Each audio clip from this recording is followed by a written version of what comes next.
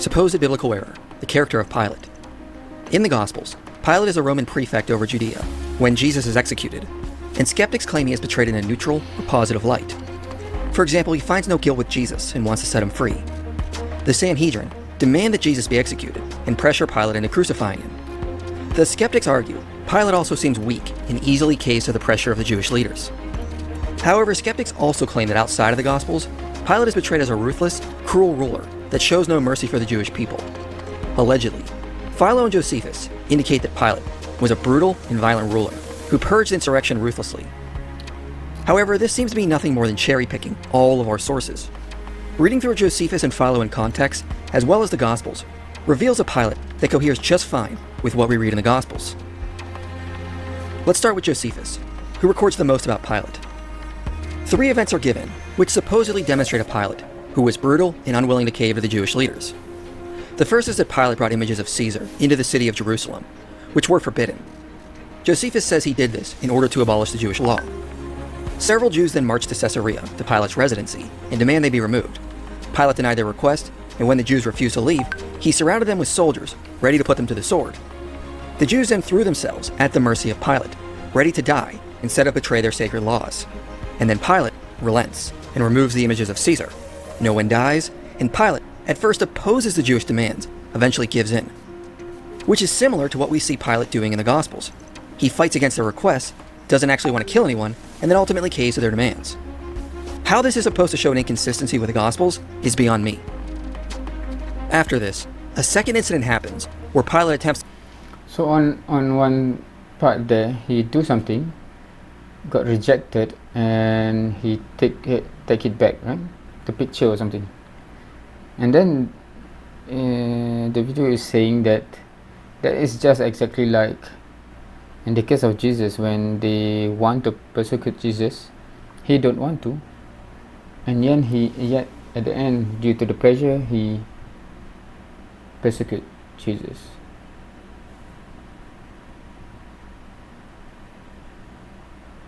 Interesting.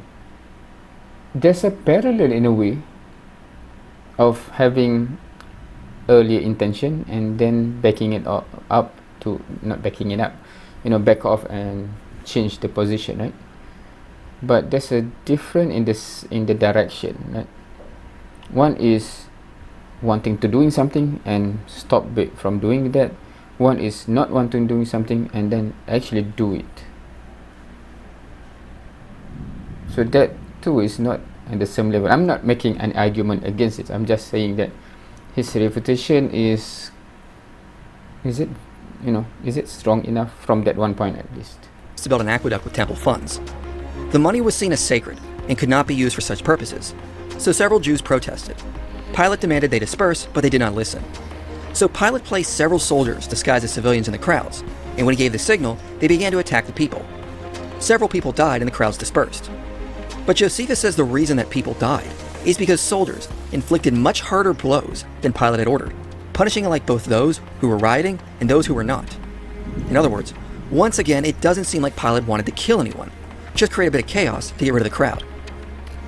Craig Evans also notes a peculiar feature of this event.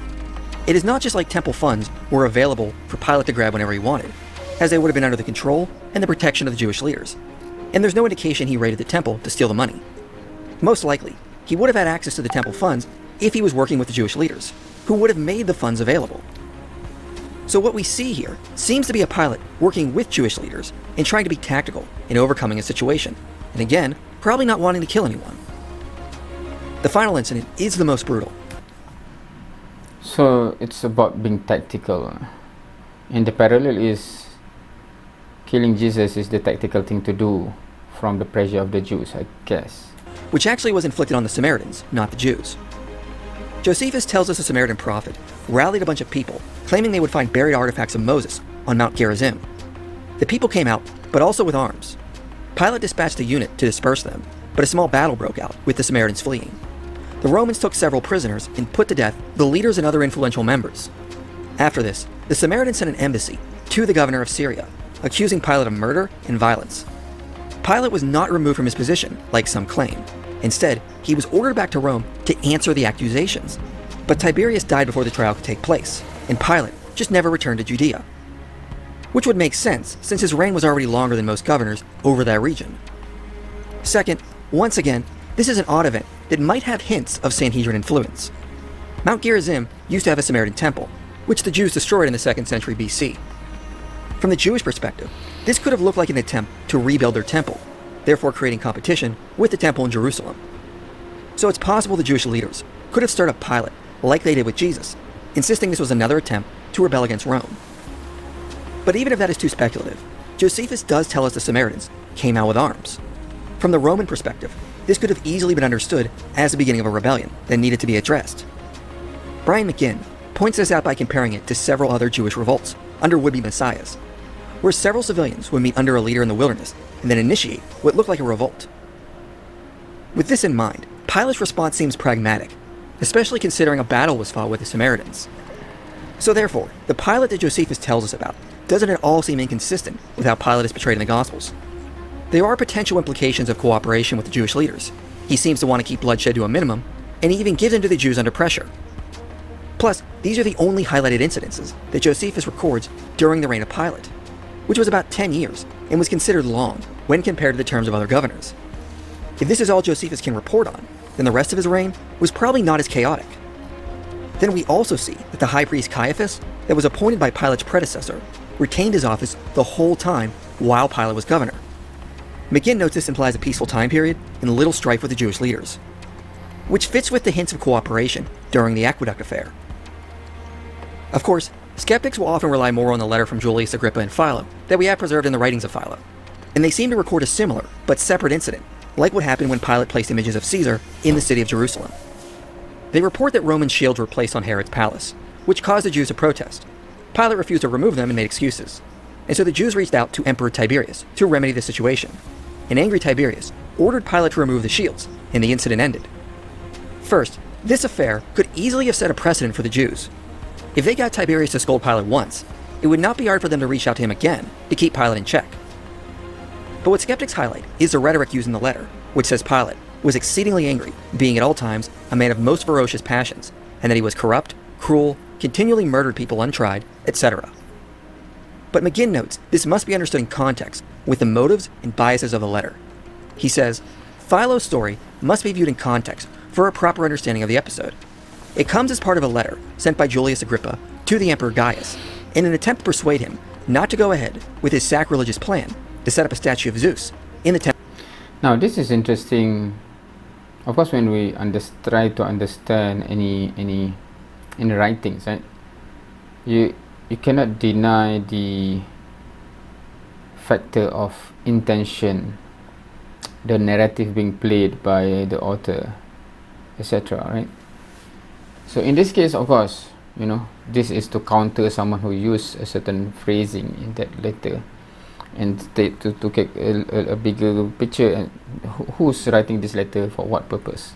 So that affect the language used, etc. Right?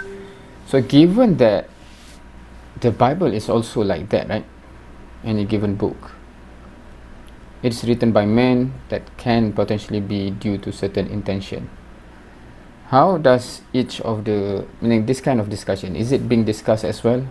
Or the author of this gospel is writing for this purpose, that's why the language is like this, that's why the wording is like this, so you cannot take it literally, etc., etc. That, I assume there's discussion like that, right? But is that well versed and well documented and easily accessible to everyone? Because it affects how you understand the text, right? Temple at Jerusalem. Agrippa tries to show how reasonable and favorably disposed towards the Jews Caligula's predecessors had been, and to that end has a rhetorical purpose in playing down the importance of the golden shields.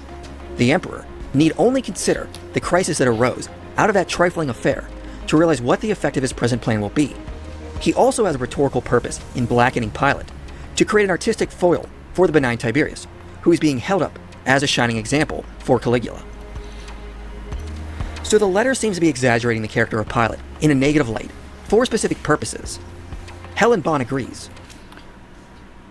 I think that kind of argument, right? I've heard someone talk about why That's the distinct way Jesus is being described in the gospel, right? And it's become more and more and more and increasingly divine looking, if you wanted to use that word. And it relates to the intention why the author is writing to up the position of Jesus. Hence, initially it's Jesus is depicted in a way, and then it depicted in more higher image, and then suddenly divine or something, right? So just interested to take note of those kind of discussion, where it's not just the text, but understanding the mindset of the author. In accordance with the overriding theological framework, the characters within the story tend to become stereotyped. Historically, Pilate may have been of harsh, unyielding disposition, or at least may have appeared so in the Jewish eyes. Yet Philo's description of him is doubtless exaggerated in accordance with his own theological rhetoric. However, even if the language is exaggerated, surely there is some truth in what Philo is saying. Well, that is plausible, but still what Philo says correlates well with the character of Pilate in the Gospels. First, notice in this letter, when the Jews threatened to tell Tiberius, it exasperated Pilate in the greatest possible degree, as he feared at least they might in reality go on embassy to the emperor. And this correlates to what we see in the Gospels. The Jews say if he doesn't condemn Jesus, he is no friend of Caesar, and that is the final straw that makes Pilate give in. He seems to have worried about falling out of favor with Emperor Tiberius. Wait. Historically speaking, at this time period, Tiberius had just uncovered a coup by someone named Sejanus, and Tiberius went after anyone connected to him. There is limited data that suggests a connection between Pilate and Sejanus existed, and if so, would explain why Pilate would have been paranoid about falling out of favor with Tiberius. Even without that connection, it does seem to be the case that Pilate feared losing favor with Tiberius, and that would fit nicely with what we read in the Gospels. Second, the claim by skeptics that the Gospels paint Pilate as a saint is just false. In fact, you can see a rude and violent picture of him in the Gospels, like what inspired the exaggerated language in the letter of Philo's writings. After finding no guilt with Jesus, Pilate has him flogged in exaggerated language in the letter of Philo's writings. So this is part of the Bible? Because he said what? Rude and violent picture of him in the Gospels, like what inspired the exaggerated language in... Second, the claim by skeptics that the Gospels paint Pilate as a saint is just false. In fact, you can see a rude and violent picture of him in the Gospels, like what inspired the exaggerated language in the letter of Philo's writings. What does that mean? Because he said that you can see it in the Bible, like in the Gospel, and then citing this one. So how does that relate? This is not part of the Bible, right? After finding no guilt with Jesus, Pilate has him flogged and mocked. Oh, okay. John and Luke. So John and Luke is citing that? Which doesn't suggest Pilate was a compassionate person who cared about the sensibility of Jewish beliefs. He also had a sign placed above Jesus on the cross, calling him the King of the Jews, which may have been offensive to Jews waiting for a Messiah and who didn't think Jesus was him. Matthew and Mark also note that Pilate was aware that the Jews were envious of Jesus. If Pilate didn't care for his Jewish subjects, why would he have wanted to do them a favor and kill Jesus? Threatening to release Jesus after they expressed hatred for him could have just upset the Jews even more. So the Gospels seem to agree that Pilate was not a compassionate ruler and lacked respect for the Jewish law. But we can also note the picture of him in all of our sources, especially Josephus, does not show he was one-track minded. What we seem to find is someone who didn't care about the Jewish law, but also someone who didn't want to lose their position as governor. So it is clear he did things that would upset the Jews, but he also didn't go too far as to upset the Jews that would make them write to Tiberius again. Like how in crucifying Jesus, he seems to be okay with mocking Jewish beliefs, but then allows the bodies to be taken down so things do not go too far and disrupt the Sabbath during the Passover week. People in general are rarely one-track minded, and we shouldn't expect Pilate to be any different. Like people in general, Pilate probably had conflicting motives and desires, like his disdain for the Jewish religion, but he also probably didn't want to go too far and upset Tiberius again.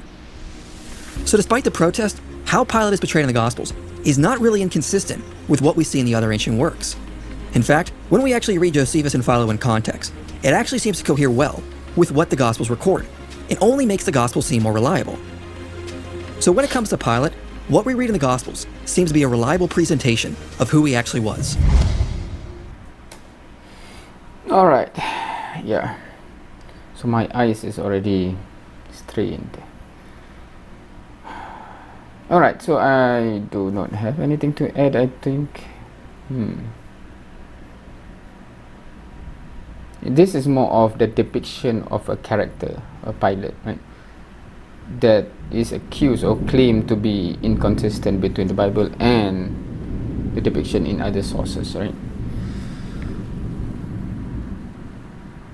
Yeah, I don't have anything to add. Thank you for watching. See you next time.